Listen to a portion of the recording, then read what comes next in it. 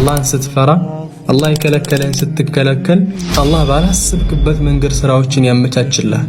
ባላሰብከው መንገድ አላህ ይረዝቅሃል። ወመን የተቂላህ የጅዐል ለሁ መኽረጃ ወየርዙቅሁ ሚን ሐይሱ ላ የሕተሲብ። አላህን የሚፈራ የሆነ ሰው አላህ ለነገራቶቹ ሁሉ መውጫ ያደርግለታል። ወየርዙቅሁ ሚን ሐይሱ ላ የሕተሲብ።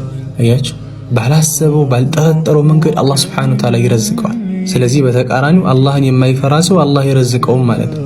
የሪዝቅን በር አላህ ያመቻችለትም ማለት ነው።